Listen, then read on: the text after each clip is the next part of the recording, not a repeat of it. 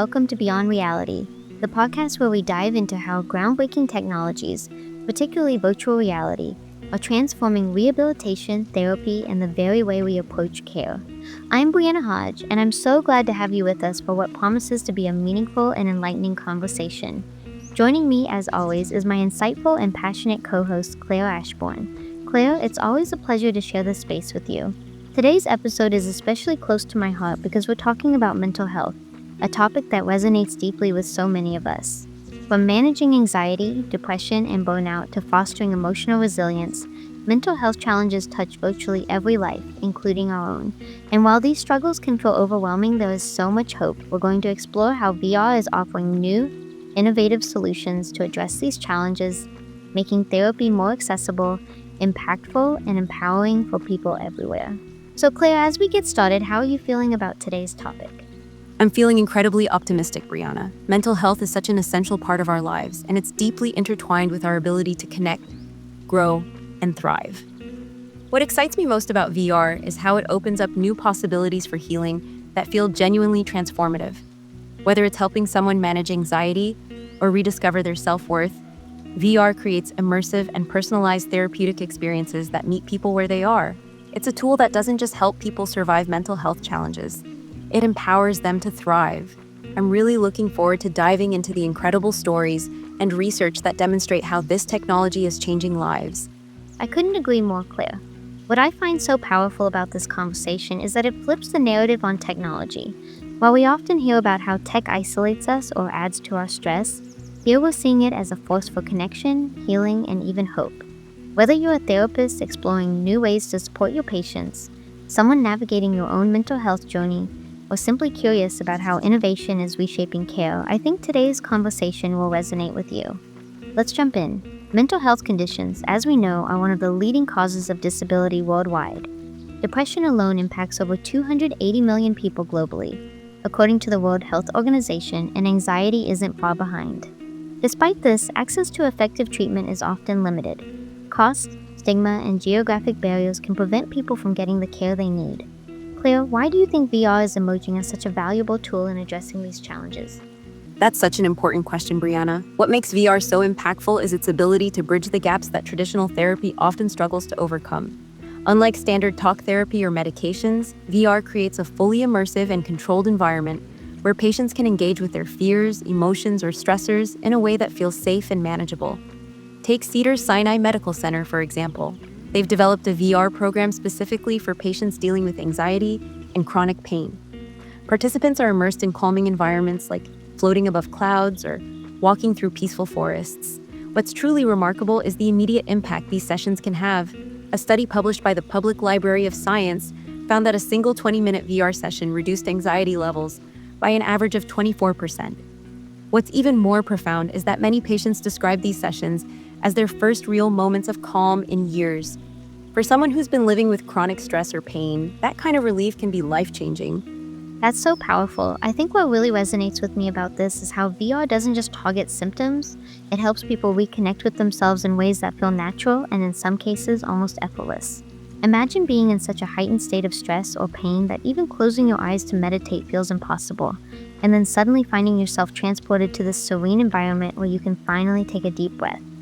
One case I came across recently is from Oxford University, where researchers used VR to treat individuals struggling with severe depression. They implemented a compassionate avatar therapy program where participants interacted with virtual representations of themselves to practice self-compassion and positive reinforcement. According to a study in the British Journal of Psychiatry, 60% of participants reported significant reductions in self-criticism and depressive symptoms after just 3 sessions. What moves me about this approach is how it helps people break free from the cycle of harsh inner dialogue that so often accompanies depression. VR offers them a way to step outside those negative patterns and reframe their relationship with themselves.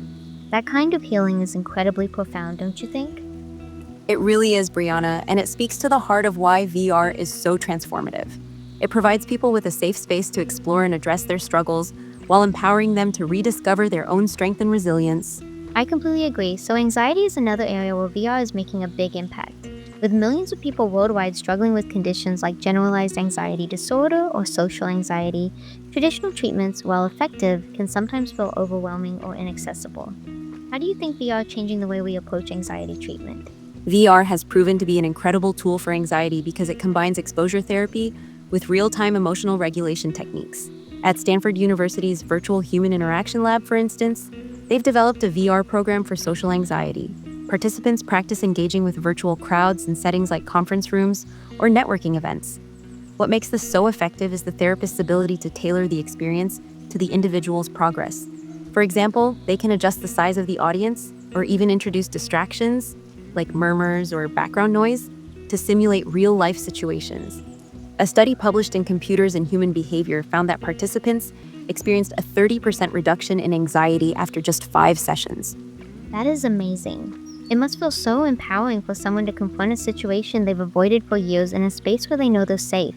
Being able to practice, make mistakes, and try again without fear of judgment must be incredibly freeing. I also came across a study conducted in Spain during the COVID-19 pandemic. Healthcare workers used VR mindfulness programs to manage the overwhelming stress they faced on the front lines. The programs immersed them in calming environments like mountain landscapes and guided them through relaxation techniques. According to research published in JAMA Mental Health, 87% of participants reported significant stress reduction after 6 weeks. What I find most inspiring about this is how VR provided these workers with a lifeline, a moment of calm amidst chaos. It wasn't just about relaxation, it was about giving them the mental strength to keep going.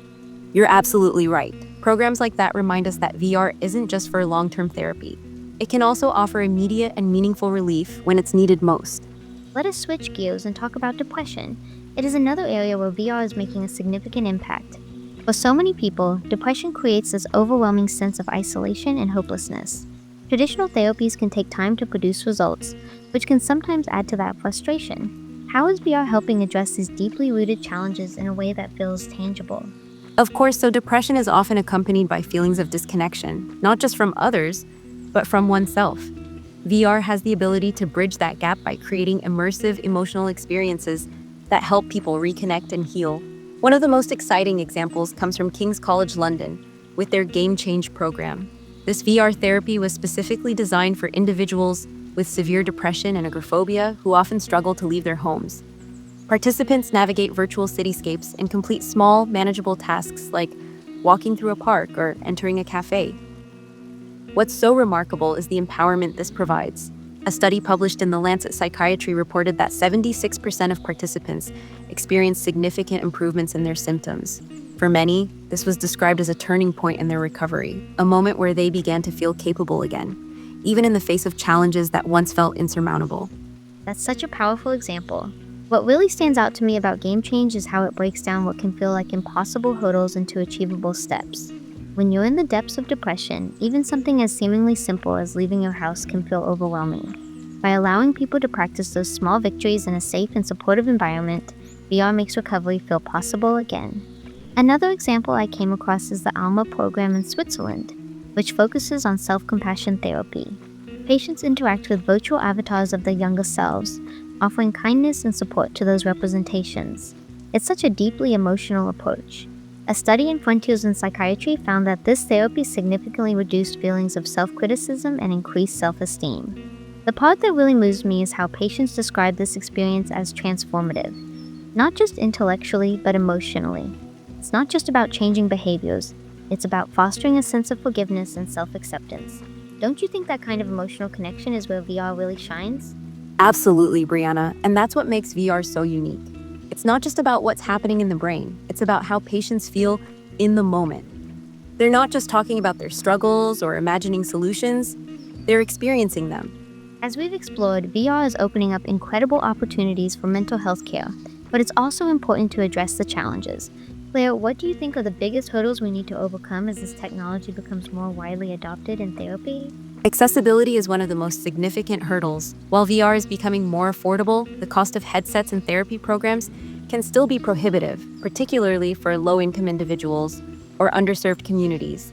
There's also the need for cultural sensitivity. For VR therapy to be truly effective, the environments and scenarios need to resonate with diverse populations. For instance, a calming forest or beach scene might not feel culturally or emotionally relevant to everyone. Developers need to consider how these experiences can be adapted to different backgrounds and needs. Another major consideration is therapist training. Using VR effectively isn't just about handing someone a headset. It requires a deep understanding of how to integrate this technology into personalized treatment plans. A 2022 article in Behavior Research Methods highlighted the need for standardized certification programs to ensure therapists know how to use VR ethically and effectively. Those are such critical points, Claire. Accessibility, cultural relevance, and training are all key to making sure this technology benefits as many people as possible. I also think about the importance of ensuring data privacy. Many VR programs collect biometric data like heart rate, stress levels, or even eye tracking to enhance the user experience. While that data can be incredibly valuable, it also comes with risks. Patients need to feel confident that their information is being handled responsibly and securely. What gives me hope, though, is seeing organizations like Oxford VR and Neuro Rehab VR actively addressing these challenges. They're not just focused on innovation, they're also advocating for equitable access and ethical use. It's a reminder that when compassion drives technology, we can create solutions that truly make a difference. Exactly, Brianna. It's about building a system that's not just innovative, but also inclusive and sustainable. Claire, this has been such a meaningful conversation. From the groundbreaking research to the real life success stories, it's clear that VR is more than just a tool. It's a pathway to hope, healing, and connection for so many people. It really is, Brianna. And I think the takeaway from today's discussion is that while mental health challenges can feel isolating, there are always resources and people ready to help. VR is just one example of how innovation and empathy can come together to create real change. Beautifully said, Claire. To our listeners, thank you for joining us on this journey.